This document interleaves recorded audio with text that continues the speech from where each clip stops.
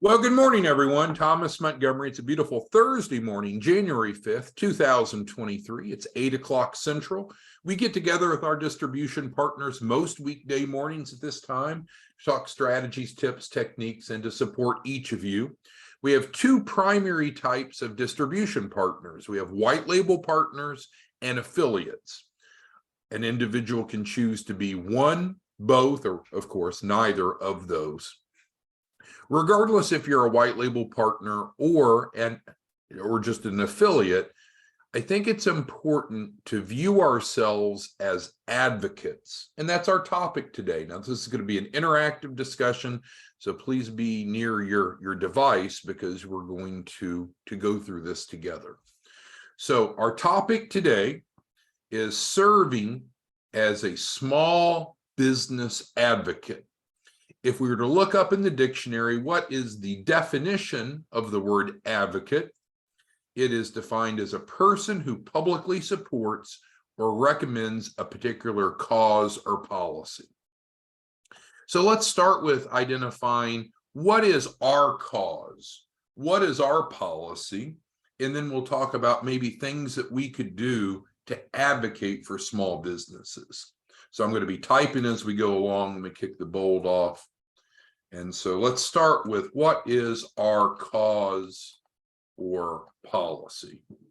Who has a response to that? You'll go ahead and type your response in the question and answer box of Zoom. It's kind of like a chat box. So again, today's discussion is going to be interactive.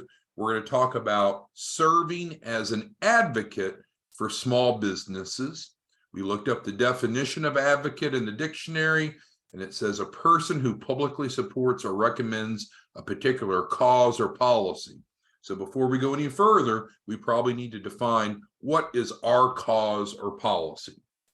Who can offer a response to that by typing into the Q&A? All right, well, thank you, Timothy. And so Timothy remembers our mission, which is based around three things, isn't it? So number one, we want to improve the financial literacy of small business owners. That's right. What's the second aspect? We help them build a loan package. And third, what is the third? Help them become credible enough on paper to get approved for a minimum of $100,000 to start or grow a business. All right, so thank you, Timothy, for that. So we've identified what our cause together, what you and I are working on. You might have other involvements in your life and your world, personally or professionally, but in terms of our world together, our cause or policy is based around doing three things. Number one, helping small business owners improve their financial literacy. So let's talk for a couple minutes, if we may, about why is that relevant? And then maybe we can drill into some of the education or financial literacy that we think is important so we can better advocate for them. So who can tell me, go ahead and type it into the Q&A of Zoom, why this is important? Why does this matter? Because if it doesn't matter, if it's not important, we should remove it from our mission statement, and it shouldn't be part of our cause or policy. So who wants to contribute an idea into the Q&A of Zoom, it's like a chat box, of why improving financial literacy is important? Who has ideas on that? Okay, so we'll break this down into bullets. So now we're going to talk about the why. Why is this important? All right, well, thank you, Alfred. So it's true. If small business owners don't understand how to qualify for funding, they won't know what to do. Okay. Randy says to maintain success and stability. Okay. Yeah. So to improve probability of success and stability for our clients. Good. Pauline says to show credibility on paper. Okay, so it allows small businesses to know how to look credible on paper. Now we're going to help them do that, of course, down here on number 3, but we're talking about the education right now, the first of our mission segments. Andre says it's important to understand the basic fundamentals of qualifying. Okay, so I'll paraphrase that, but what Andre is essentially saying is to be able to view their business through the lenses of lenders. Okay, so let's break that down a little bit, and thank you for everyone contributing. So what you and I should be are advocates for small businesses. An advocate is someone who publicly supports or recommends a particular cause or policy. In our world, we have a 3-pronged cause or policy or mission statement, one of which is the one we're on right now, is to help improve the financial literacy of small business owners. Why is that important? Well, what we said is if they don't understand how to qualify for funding, they won't know what to do. I understand that the typical small business owner just wants funding. They just want funding, but it's not something that you just want or frankly even need. You have to qualify for, and so educating them can help them. We're going to talk about the education in a moment more specifically. It's going to help improve the probability of their success and stability, because we don't want to just get them funded. We also want them to survive and thrive. Helps them understand, and I guess these two are similar. We want them to look credible. We want them to be credible, but they could be credible but not look credible on paper. So we want them to look credible on paper, and part of that is understanding how lenders will look at them. So let's talk about for a moment what financial literacy is needed. So what you and I know is what you and I do. And again, the world's bigger than just you and I and our common cause or policy, but what we do is help address 5 specific items. So we have the 27 mistakes training video. Each of you that are white label partner, go into your white label partner Dropbox and welcome. We have so many new white label partners. Mr. Fleming's on this morning. He's one of our brand new white label partners we just onboarded. So we're growing so quickly. We're a group of passionate advocates to go help small business owners. We do 3 things, and we're talking about the first of those 3 with financial literacy. And so with that, how do we, in our model, improve the financial literacy of small business owners as advocates? So the first thing is, and we'll make this a number, I guess, to clarify it, we teach the 27 mistake curriculum. We talked about this recently, and again, it's actually in your white label partner Dropbox. It goes across this wide continuum of credibility factors. It's not some mandatory checklist of, buddy, you better meet all these 27 or you can't get funding. Not at all. But the more credible that a business is, of course, the more access to capital they have. And it's not lecturing them, it's educating them, because trust me, and I think you'll see this as well, a lot of small business owners just don't know what they need to do to become credible. So that's the first piece of financial literacy that we offer. As a distribution partner, we encourage you to take that message out to apartment complexes, churches, chambers, libraries, and go educate local, regional, state, national. Go out and educate, because if you do that, you're being an advocate, but also you're going to fill your pipeline because they're going to realize, wow, Alfred, Andre, Bernard, Charles, Doug, Francette, Jeanette, Pauline, Pierre, Randy, Terrence, whomever it is that's doing that education realizes, wow, I want Terrence, who's also a CPA and one of our white label partners. I want Terrence to be my advocate, right? So they select you to help them get from where they're at to where they need to be.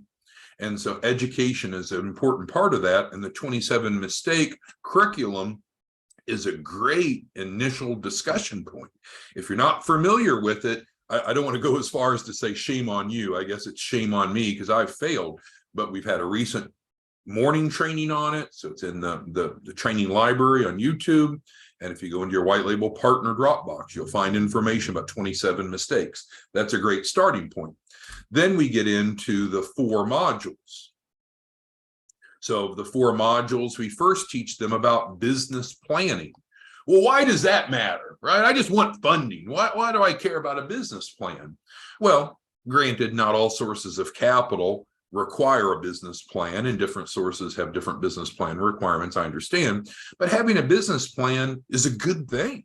It means we stopped and we thought about what we're trying to accomplish, how much money we need to accomplish that, what we're going to use it for, called uses of funds. And I'll give you a real example, and it's one of Bernard's clients that I was working with yesterday. Well, 2 of his clients, but they represent one company, and I'll leave their names out.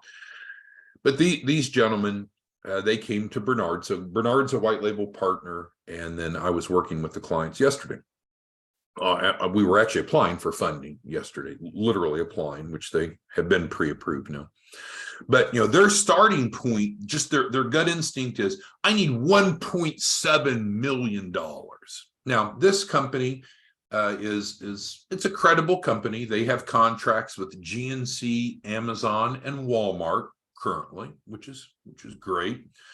They have some early sales, so they're not pre-revenue, but they're early stage. But their mindset is, we need 1.7 million. And as we just spent some time talking about, well, what do you need really for this next step to move the company forward? Do we need all 1.7 million in January of 2023 to move forward? I mean, we already have the contracts with Walmart, Amazon, and GNC. Certainly, there's a need for resources, but is it really 1.7 million? And as we spent time consulting and myself and Bernard serving as an advocate for them, we realized it actually isn't all of that. That may be their long-term funding, but for their business plan, they don't really need 1.7 million right now. Now, you might look at me and say, Tom, what a fool, right? Because if we went ahead and got a 1.7 million and Bernard gets 10% of that, that's 170,000 in Bernard's pocket. But that's also a lot of debt that company would be carrying that I'm not sure that they could afford to service. So what did we do? We worked on a more reasonable initial tranche, which we did get them approved for on the loan side. And then we also launched an initiative to bring in some equity. So business planning is huge. And I forewarn you, you're smart, you're experienced, you're educated. Not all of your clients are as smart and educated and experienced as you are. And so by being an advocate, we put the client's interest in front of our own. So what Bernard and I did yesterday for those 2 gentlemen is, no, let's consider not, we didn't force them, let's consider not borrowing 1.7 million right now. Let's rein that into what we need for this phase of funding to move the company along. Saved them a lot of money. Now, did it cost Bernard and I some cash out of our pocket? Yes, but that's okay. We're acting as advocates for the client. So business planning is important, both from an internal perspective, from getting capital, because we have to identify how much capital we need and what we're going to use it for, called uses of funds. And then many, not all, lenders look at the business plan for evaluation purposes. What's another aspect of financial literacy that you and I should be doing for small businesses as advocates? Well, we should also be teaching them about credit. And that's exactly what Francette mentioned. Credit is both business and personal. And so do they understand? I think everyone pretty much in our society would say, yeah, I know what credit is. But do they really understand how it works? Do they understand the difference between personal and business credit? Do they know how they can use business credit to separate as much as possible transactions from themselves personally? Do they know that businesses with strong business credit can access more capital, more funding, more financing than those not? A lot of them don't know what you know. And so that's one of the 4 modules. What's another area of education that we can help be an advocate for and help build financial literacy? It is financial reporting. And this is actually module 3, right? So every client that enrolls, they are onboarded and they receive access to what? They receive access to the 27 mistake curriculum.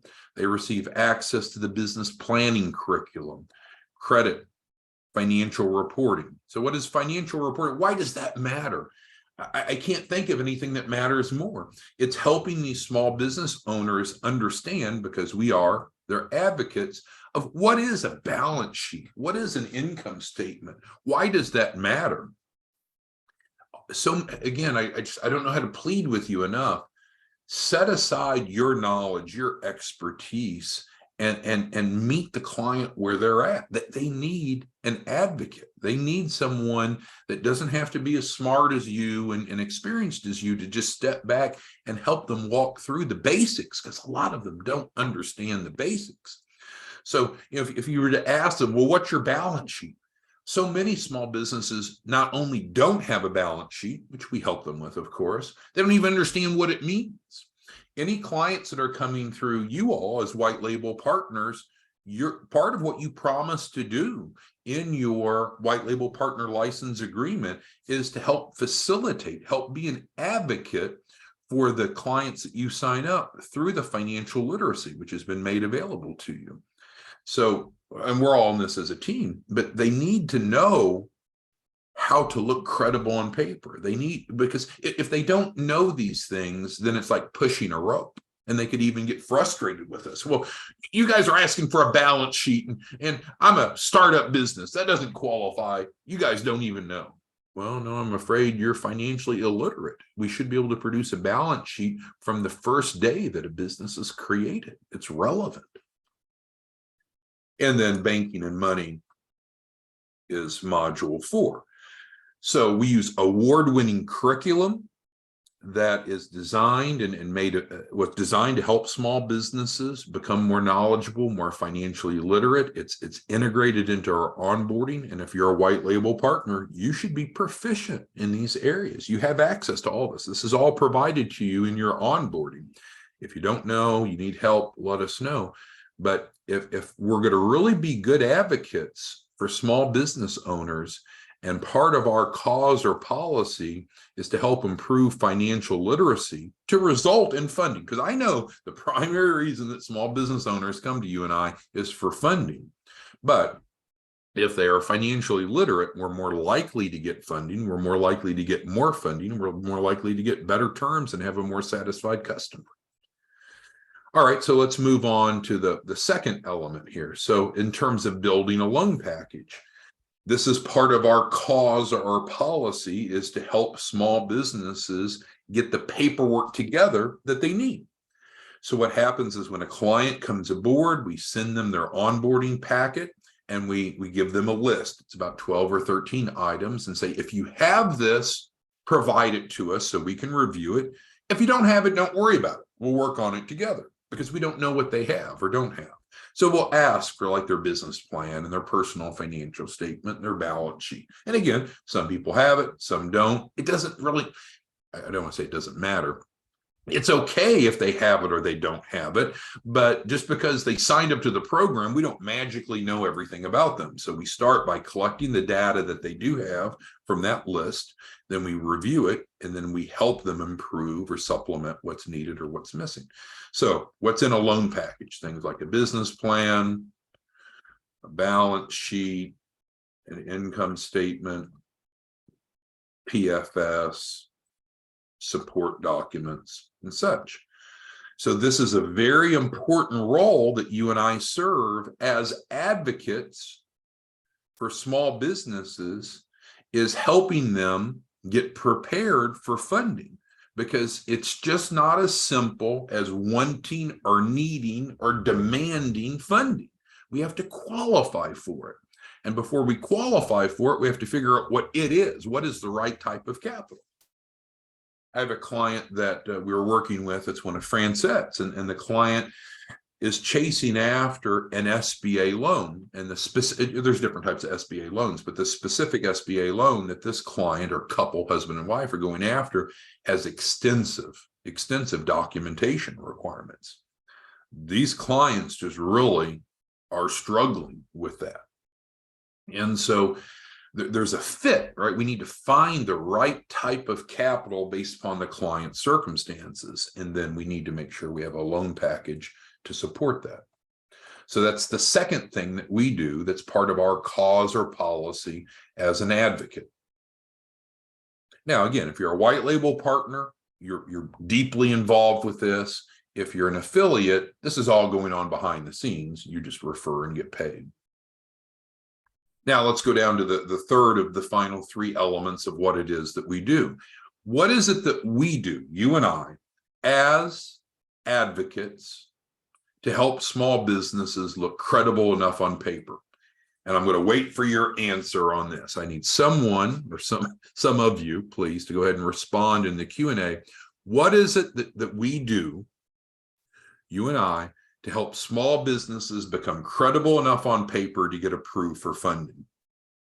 Because it's a fallacy to think, my client just signed up, they just should get the 100,000 tomorrow. They should automatically qualify because they just signed up for the program.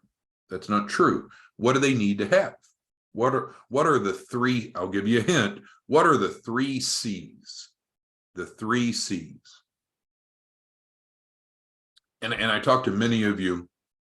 And so many of us, we know the 3 C's like the back of our hand, but it's not true that most clients know this. They need help. They need an advocate. Now, do we address the 3 C's in the financial literacy? Sure, at a conceptual level, but here we're talking about actually evaluating and building their 3 C's. So what are the 3 C's? And if you don't know these like the back of your hand, shame on you, or maybe shame on me, because I'm a bad facilitator. You must know at the core of your being, what does it take to get funding? There are 3 things, the 3 C's.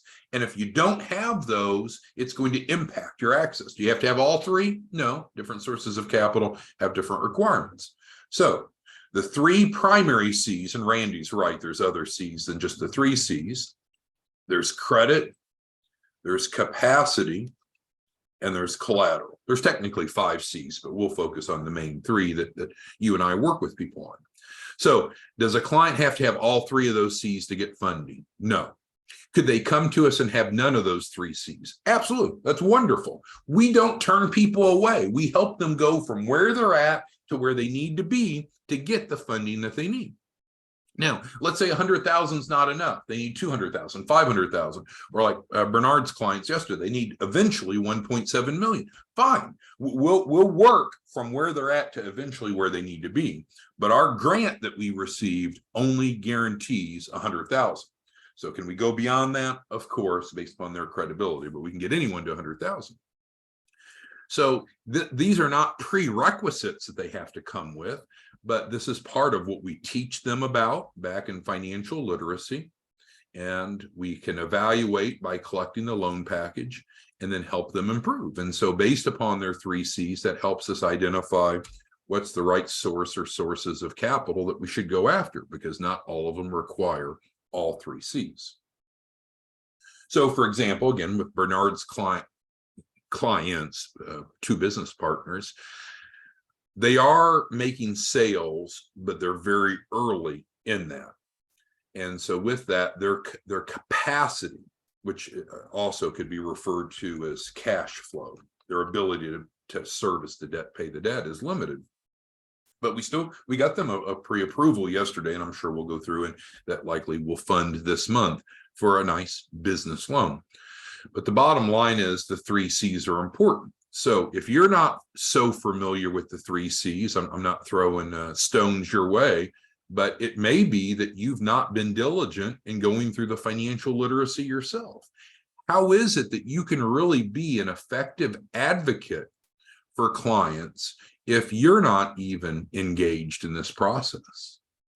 So if you just want to be a referral partner, just an affiliate, that's fine. That's needed. You can become an affiliate. It's free and easy. We give you a landing page. You refer people, and you're still an advocate because you're helping connect small businesses to the model, to the program, and you're of course paid for it. But if you're a white label partner, it's a much different animal. You are the advocate. You are the interface. And so if you are a white label partner, it's really important that you understand the model. What's the best way for you to understand the model? Go through the model. And that includes going through the financial literacy. Each of these modules, not the 27 mistakes, but each of these 4 modules have participant guides. We've provided you access to those. There's instructor guides. We've provided you access to those. There's pre-assessments and post-assessments to measure learning of your students, of your clients, of the participants. If you've not gone through that, you're not really being the advocate that you could be or should be. But with that being said, it's up to you, right? You're a white label partner. You're the CEO of your business. I work for you. I'm like your janitor. And so if you want to be a great advocate and help your clients build financial literacy and be positioned for a capital raise, then you go do it. We're here to provide you the support and the resources, and we'll be your advocate. But it's up to you. I sometimes feel that some of our white label partners are not fully engaged. And that's why, frankly, and I've been, I don't want to say depressed, but almost sad this week. We've been terminating some white label partners that are not doing what they promised to do. And some of these folks are friends and associates. We've worked with them for a while. It doesn't feel good to terminate people. I don't know if you've ever been an owner of a business or a manager of business and you have to fire people. Well, we've been firing terminating technically, quite a few white label partners this week because they're not doing what they promised to do. They're not being good advocates. And we're taking a hard stance this year, starting this month in 2023. We need to work together and be strong advocates for small businesses.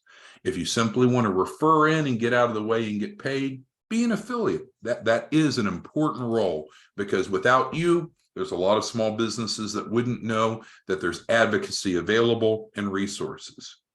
Alternatively, if you want to do more and get paid more, then what you should do is be a good advocate by being plugged in. So who has questions, comments, concerns on our topic today, which is understanding that we want to be advocates for small businesses? That means we put their interest in front of ours. And that means that we need to understand the 3 aspects of what we do. And you want to be engaged and knowledgeable of this if you're a white label partner. Again, if you're an affiliate, that's fine. So who has questions, especially our white label partners that are on the training this morning? And yes, so there are different resources we have, and this is what Susie's asking about. So yeah, we have resources to help improve credit if that is a deficiency. We have resources to help improve capacity or cash flow if that is a deficiency. We have resources to help collateral if that's a deficiency. But what really breaks my heart is when I have white label partners, or to a lesser extent affiliates, come back and say, well, why are you guys trying to help my clients? Why are you trying to make them more credible? What the fuck are you doing? And it's like, what do you mean? If you want them to get funding, they've got to be credible enough. And we serve as an advocate for them. We look out for their interests before ours, but we can't just hope and want and dream of getting funding. We have to qualify for it. This is the secret sauce of what you and I do. So again, for the white label partners that didn't do what they promised to do, they're being filtered out. They're being terminated, and we have unfortunately quite a few more that we're going to be terminating their license agreements. They've not done what they promised to do. They've not been advocates as they promised to be. If you're not a white label partner and you can see yourself being an advocate for small businesses, and will you make a lot of money? Sure. Today's discussion isn't about you making money. You'll make a lot of money as a white label partner, but this isn't about that. It's about putting the client first and being an advocate and understanding our cause, our policy, our mission of how we do that. So who has questions, comments, concerns before we wrap it up this morning on how you can be a good advocate? Doug says he feels it's important to take some time up front to understand the program. Yeah. And that's exactly why when white label partners come aboard, we let them know, hey, you can start generating income right away, but you may want to ease into it. You may want to use what we give as a 30-day grace period to get your head around this. And that could partially be done by going through the process yourself, because how great would that be to have your first capital raise as a testimony as you're out talking to small businesses? But that's not the point. Doug's point is, yes, it does involve some engagement. And that's the difference between white label partners. White label partners are not dabblers. It should be a 7-figure annual business for white label partners. So it's a big responsibility. It's a big income that can be derived from it. And so the advocate role is great. Doug's also mentioning from the other perspective, which I agree, from a client's perspective, when they come in, they're going to immediately have access to the financial literacy. If you're an affiliate referring them in, we obviously make this available to the clients you refer in. If you're a white label partner, we obviously make this available to the clients that you're bringing to the table. But if you are the white label partner, then it's your decision. How much engagement do you want to have in this? The pushback I get, and I'll wrap up soon, is some of you, because as a white label partner, you should be making around 12 gross income, around $12,500 for each client that's enrolled. And we should be doing 2 a week. That's what we've promised to do together. So it's about $25,000 a week. I realize for some of you, that's not much. You got some of you that you probably, I don't know, you tell me you make a lot more than that already. But for $25,000 a week, working with 2 clients a week, it would be really great if you took some time to help be an advocate and help them with this. But some of you say, no, if I'm only making $25,000 a week, then I don't have time for this shit. Well, okay. I mean, that's your call. We'll still provide them access to it, but I don't know that you're being the advocate that you could be or maybe should be if you're not integrating in the financial literacy that's made available to them. But that's your call. Randy's asking about the terminated white label partner. So anyone that's terminated, they receive formal notification. And then if they don't want to remain terminated, in other words, they want to reactivate, we give them a window to do that. So it's not meant to be oppressive, but our investors, we've got new investors, as I think many of you know, are looking for us to be advocates for small businesses, putting the client's interest first. And to do that, we all need to follow our agreements, because the agreements state what we promise to do for each other. So if you're a white label partner, you have an agreement with your client. That's the promises they've made to you and you've made to them. If you're a white label partner, you have an agreement with us, and that contains the promises we've made to you and you've made to us. So we can't be effective advocates if we're not even doing what we've promised to do. So if there's anything you feel like we're not doing, please let us know. But as Randy's asking about, yeah, we have some white label partners, unfortunately, that aren't doing what they promised to do. They're not doing it. And so we are sending out termination letters, unfortunately. But if you need help, send us an email. We can get with you. Response isn't always immediate just because we're growing, we're blowing and going. And one of the main reasons of getting together with each of you 20 times a month, every weekday morning, is to address what we can on the fly, but we can always schedule individual one-on-one calls, of course, as well. All right. So in wrapping up, thank you. Thank you for being on the training or listening to the recording afterwards. Thank you for working with us to be an advocate for small businesses and helping small businesses access capital to start or to grow.